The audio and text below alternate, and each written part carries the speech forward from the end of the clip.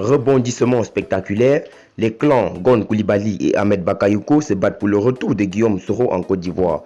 Plus de détails après le générique. Avant de commencer, abonnez-vous à la chaîne et activez la cloche de notification car cela va vous permettre de ne plus manquer les prochaines vidéos. Let's go!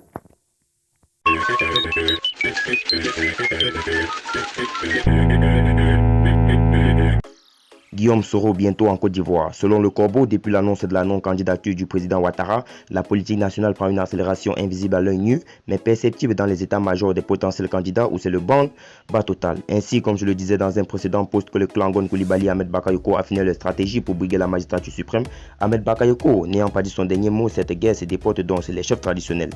Une délégation des tenants des US et coutumes du Poro se prépare actuellement pour une mission vers le frère du Tchologo pour permettre le retour de Guillaume Soro et annoncer une union entre celui-ci et le premier ministre Amadou Gon Coulibaly.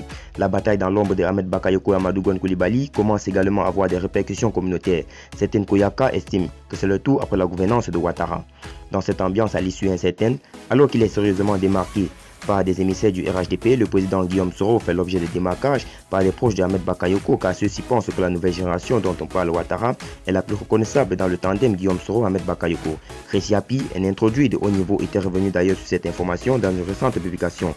Concernant le Golden Boy, il faut dire que lorsque celui-ci avait été débarqué au ministère de l'Intérieur lors du remaniement ministériel initié par Gon Coulibaly, il a failli se retrouver à la tête du ministère. Rebougui n'a été l'intervention de la première dame qui a permis à ce dernier de conserver sa posture de ministre d'État aux grandes dames de Amadou Gon Coulibaly et cela lui est resté à travers la gorge. Ne l'oubliez pas, lorsqu'il avait été viré par Laurent Gbagbo dans son gouvernement, Ahmed Bakayoko avait été nommé à un poste de conseiller à la primature par Guillaume Soro, ce qui lui permettait de toucher quasiment 4,5 millions de francs CFA tous les mois, sans compter les aides financières de Guillaume Soro accordées à Ouattara lorsqu'il était à la primature. Ahmed Bakayoko veut donc essayer de retourner l'ascenseur à Guillaume Soro. Cela aurait été salutaire si cette démarche n'était pas intéressée. Aujourd'hui, le retour de Guillaume Soro en Côte d'Ivoire est donc de plus en plus annoncé. Il y a dans toutes ces démarches de bon office un hic, le déplacement récent des prisonniers proches de Guillaume Soro par le pouvoir Ouattara, qui n'est en vérité qu'une réponse du président de la République à la déclaration de celui-ci condamnant les réformes qu'il a engagées devant le Congrès. En effet, après la déclaration de Guillaume Soro condamnant cette réforme, les services de l'Élysée ont fait visionner cette déclaration au président Macron, qui le soit même a fait appeler le président Ouattara pour en savoir un peu plus sur cette réforme. Alassane Ouattara, une fois encore, venait de voir le buzz qu'il avait créé en annonçant sa non-candidature, fait un flop sur la faute de Guillaume Soro, a piqué une colère vive. Tout ce moment, des prisonniers qui ne sont véritablement que des otages ou des moyens de chantage pour ados.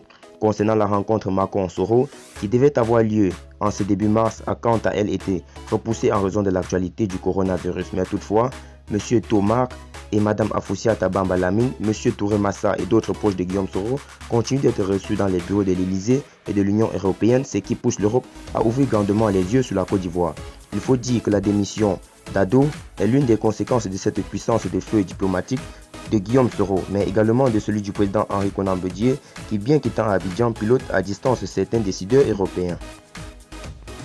Sur le plan national, lors d'une récente rencontre des chefs traditionnels avec Nana Amon-Tanoé, certains chefs coutumiers ont clairement demandé qu'une mission soit conduite en France pour amener Guillaume Soro en Côte d'Ivoire. Cette demande a été reformulée, surtout par les représentants du roi à Bengourou et à Boisseau avec insistance car, nous le savons tous, Guillaume Soro est prince dans ce royaume.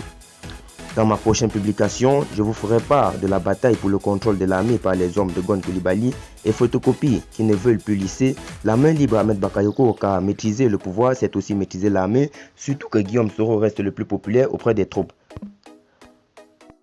Le corbeau dit toujours vrai, regardons seulement bientôt les soroïstes riront.